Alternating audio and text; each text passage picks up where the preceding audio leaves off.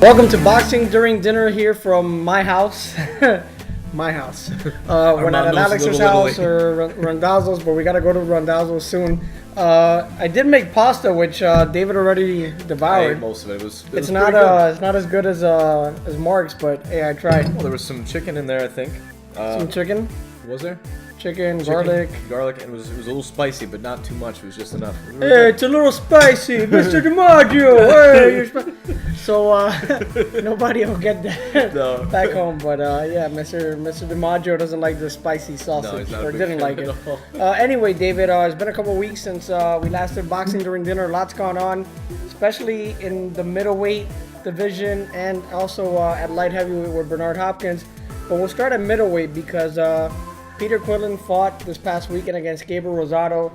Caused a lot of stir on Twitter because of the stoppage. Gabriel Rosado had a huge cut on his left eye. I believe it was his left eye. Maybe it was his right eye. His left. But Gabriel Rosado had the fight stopped. But as we saw against Golovkin, I mean, this kid could fight while getting the crap beaten out of him, bleeding all over the place. He still gives it 110%. To be a little cliche-ish over here, but I didn't think he was winning the fight. I thought it was close. I thought Peter Quillin was still winning the fight. Had a knockdown, an official knockdown to help him throughout the fight. But this fight to me just proved one thing, because we saw what Golovkin did against Rosado. Golovkin's the best by far, because till last weekend I thought maybe Peter Quillin could give him somewhat of an exciting fight. I think if Golovkin would have been Rosado that night, Quillin wouldn't have lasted 5 or 6 rounds. Yeah, I tend to think so too. For starters, I'm a big Gabriel Rosado fan. I think as a fight fan in general, you have to appreciate a guy who moved up to fight Golovkin. He was fighting at 54, moved up to 160 to fight, the biggest puncher in that weight class. Took a hell of a beating that night, and then stays at 160. Again, I think he's a little undersized for the division, but he's a big dude though. He's filled in pretty quickly to it. He's a big guy. He might have even had a strength advantage over, size-wise, maybe over Quillin. Whatever. Point being, he put in a really good effort. I'm surprised that the story here is the stoppage and not the scorecards at the time of the stoppage. Right. That was a little ridiculous. 2 judges had Rosado not winning a round, and the 3rd judge had Rosado winning just 1 round.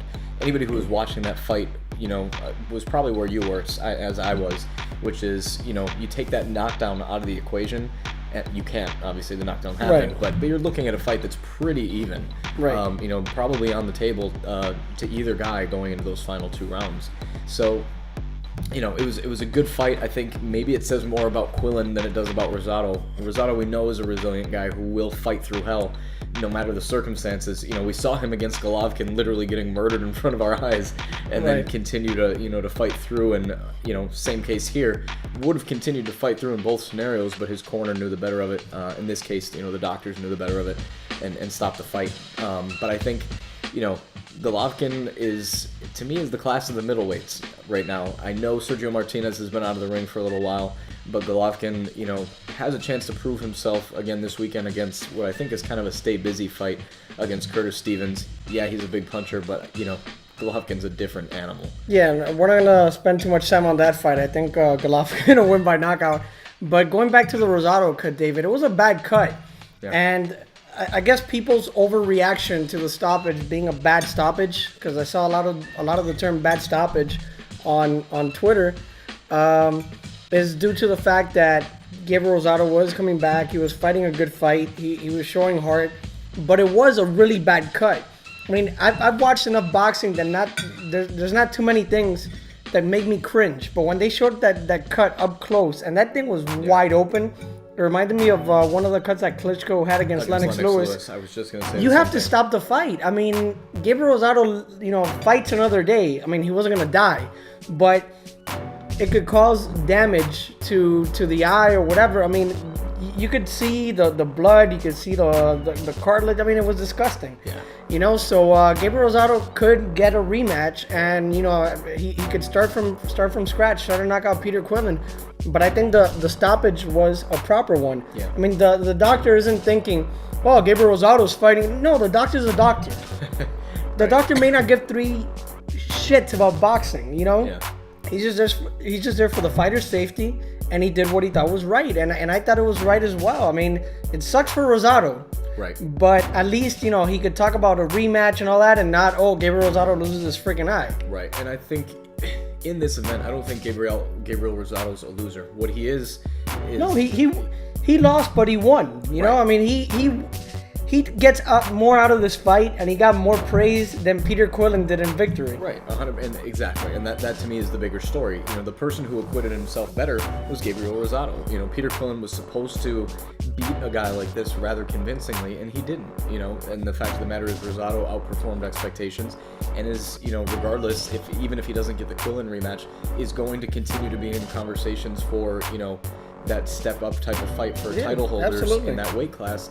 And Peter Quillin now kind of has to go back to the drawing board and is probably considered maybe a less than prohibitive favorite in his next fight, which is rumored to be Danny Jacobs, in a fight that I think is really that's a good fight. That's a really good fight. It's a very good fight. So and Rosado, you said he could be this step up for younger fighters, guys that want to win a title. Why not Canelo Alvarez in some sort of a comeback fight? If his eye heals. But the fact that we were saying that Rosado wins, even though he lost, the same thing as the Vitaly Klitschko Lennox Lewis fight. Right. Most people don't remember that Lennox Lewis won that fight based on the cut, but a lot of people thought it was Vitaly Klitschko's performance of his career. Right. Even as of now, and he lost a fight. And he may have been on his way to losing. He took a couple of nasty uppercuts in that round where they stopped the fight. But he showed a lot of heart, and people love heart, and that's why people watch boxing. But a guy that's been in boxing forever, he still shows heart, speed, power, everything. It's Bernard Hopkins. The alien Hopkins. Maybe not so much power as he used to way back when. He hasn't knocked out anybody in a long time, but since Felix Trinidad, I think he definitely has some sting to his punches. He still has hand speed. He showed a lot against Karl Murat. I mean, I thought this performance was better than his performance against Pascal and his performance against Boris Cloud. Yeah. He defies the odds. He defies logic. I mean, Bernard Hopkins at 48, almost 49 years old, is probably one of the top 10 fighters in boxing. We continue to take him for granted, but it's interesting to me. This guy's going into the fight this weekend, and people are kind of overlooking Karl Murat. And I'm thinking to myself, the guy's 48 years old. Karl Murat is, I think, what, 30? 30. So there's a guy who's near his 50th birthday going to this fight, and no one's even thinking twice about naming him the favorite. Like, that could be someone's grandfather going into the ring. And no one questions Bernard Hopkins the favorite, and of course, he proved it. I mean, the guy is, I wouldn't say he's the most technically sound, fighter, but he's one of them. This side of Floyd Mayweather and maybe Andre Ward, but he's crafty. The guy uses his body so well. He's not the fastest. His reflexes aren't the best, but the guy uses his body and his intelligence better than anybody in boxing. Anybody. He knows how to win fights. He won this fight. There were times when you really thought that he was going to get the stoppage victory over Murat. He didn't. But he's set himself up now where, this is a fight that did 1 million views on Showtime, which is, a very good performance numbers-wise. There's talk that Richard Schaefer absolutely only wants to put Hopkins in big fights now. And, you think of, the Adonis Stevenson fight, not likely because you got Hopkins as a Golden Boy fighter. Stevenson's fighting on HBO. Andre Ward is maybe a possibility. The rumor is, the chance that he wants to move down to middleweight to challenge Floyd Mayweather in this super dream fight. I mean, who knows? That would be intriguing. I mean, Kevin Iole wrote a good column from Yahoo Sports, and Iole's one of my favorite writers in boxing. And he didn't say that the fight was feasible or that it's gonna be signed or anything. He just said it will be intriguing because a fight against Adonis Stevenson. Yeah, Adonis Stevenson, we know he's a great fighter, but to anybody else, outside of boxing, does it really matter? Right. Bernard Hopkins, Floyd Mayweather fight would make sense. It will be the youngish champion against the old guy. The 37-year-old young guy. 11 years younger. And Bernard Hopkins, will get that one more huge fight. He for years he kind of regretted he never got that fight against Roy Jones Jr. I mean, he got the rematch years later when nobody gave a crap. But that fight never materialized when Roy Jones was at the top of his game and Hopkins was at the top of his game. But a Floyd Mayweather fight at almost 50, I mean, it's a good event. I'm not saying Bernard Hopkins is gonna win the fight, but he'll give Floyd Mayweather fits. I mean, if he gets close to Mayweather, he's gonna push him up against the ropes, try to frustrate him, and he's a frustrating fighter.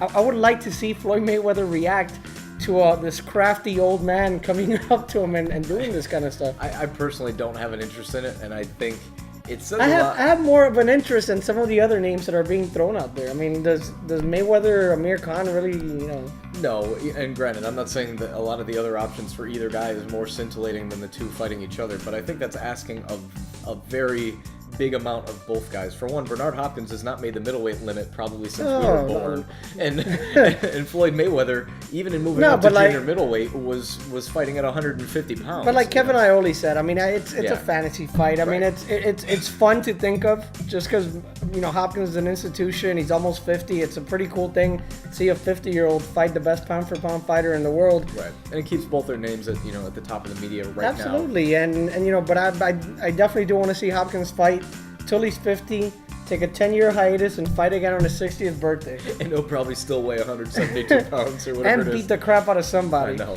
And before we go, I know we don't have much time left, but we're talking about safety in boxing. And we mentioned, the doctor's role in a fight. Gabriel Rosado, he had a bad cut, gets to fight, another day without too much injury. But one guy that doesn't get to fight another day is Frankie Leal, who passed away after a fight he had in Mexico. And a death in boxing always brings that topic of, how do we prevent somebody from dying in boxing? Is boxing safe? What can we do? And to me, it's simple in this case. You need better medical attention at the fights. I don't care if it's in a hall down the street or if it's in Madison Square Garden or MGM Grand. You need proper medical attention. And unfortunately for Frankie Leal, this happens in Cabo in Mexico, where, I mean, in Mexico, and I've been to Mexico a lot for Boxeo Telemundo, and the medical care there is crap. I mean, I saw a guy get knocked out bad a few weeks ago on Boxeo Telemundo. It was in one of the undercard fights. The fight ended around 10 p.m. He goes to the locker room. I mean, he was out of it, almost having a seizure in the ring. Immediately after the fight, they let him get up and walk to his dressing room, almost falling. You needed to take that guy to the hospital immediately. Yeah. The guy goes to his locker room, collapses in his locker room, starts having a seizure. They take him to the hospital. Thank God it was only a concussion. There wasn't more brain damage, but they took him to the hospital 3 hours later. Which is... I mean, it's ridiculous. And in the case of Frankie Leal, they get him up after he's been knocked down. When fighters have that sort of trauma to the head, you need to keep them down, stabilize their neck, put them in a stretcher, immediately take them to the hospital. They said that they took him to some clinics and the clinics were closed. It's a nightmare scenario. But boxing, the fact that it lacks a national commission, a world commission, if you want to call it, does hurt, because shit like this is going to continue to happen if you don't take care of the fighters. 100%. I mean, you look at a case like Gerald McClellan as somebody who is an in-between between the guy who came back from the concussion or was fine, or the guy who died. Gerald McClellan's the guy who didn't get the care that he needed right away and is in a permanent, semi vegetative state. Let me not say that. I mean, he lives a functional life, but he's very, very severely, But at least in the McClellan case, they kept him down. They put him on a stretcher right away. I mean, I think they did what they could. In this case, I mean, you don't stand up a fighter. Right. Who's that badly hurt or sit him and granted, I mean, it's a little bit different. It's ridiculous. I mean, they didn't even have oxygen. It's just the worst case scenario. And to the families of Frankie Leal, to his family, our condolences. But also, I mean, they have to be upset. You're a promoter. You're putting this kid in harm's way because every fight, it could be your last. And you don't provide the care that you need. I mean, to me, it's unbelievable. But that's the only thing that comes out of it. I don't think that boxing's a dangerous, is more of a dangerous sport now, or mixed martial arts. You just need the proper care. And a couple weeks ago, it was a UFC fight. A guy got knocked out bad. I mean, he was unconscious for a little bit. but they kept him down. Put a neck brace on him. Immediately put him on a stretcher and took him out. The kid, by the time the main event ended, the kid had been released from the hospital. It was just a concussion, but they took the proper care. Then again, it was Houston, Texas, and not Cabo San Lucas. But to Frankie Leo's family, our condolences, and to his friends, Abner Mares, one of his better friends, and our condolences to him too. But that wraps up Boxing During Dinner. Enjoy Gennady Golovkin this weekend. We'll be watching. And we'll have a lot more to talk about because a lot of fights that we didn't talk about now that we'll talk about next week. All right,